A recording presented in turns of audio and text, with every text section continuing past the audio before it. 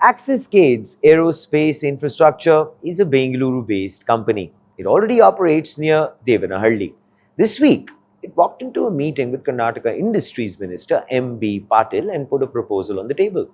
200 acres, 6,000 crore rupees in phased investment, a 1.8-kilometer runway and an integrated hub covering aerospace manufacturing, defense systems, semiconductors, and of course, how can we forget AI?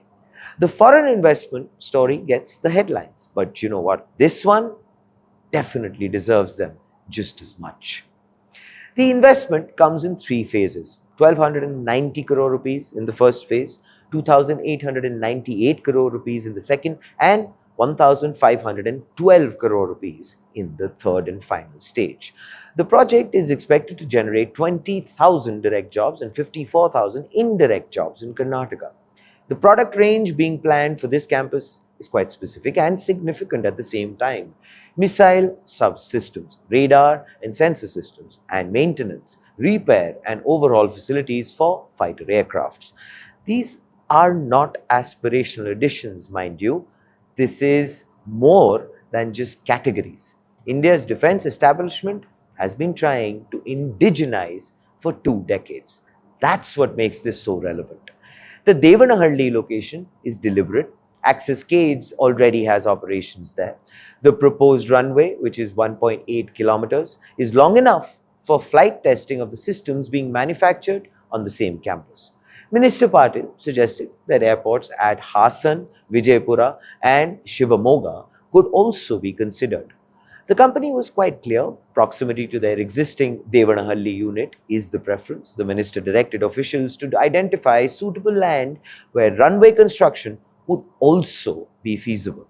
The land question, well, is actually the one outstanding variable as on date. Everything else has been discussed and agreed in principle. The broader context now actually gives this announcement quite a lot of weight. Rajnath Singh was in Seoul this week discussing the next phase of India-South Korea defense cooperation, which had AI, autonomous systems, semiconductors, joint production on actually the agenda. The Tata semiconductor plant in Assam is, well, weeks from production.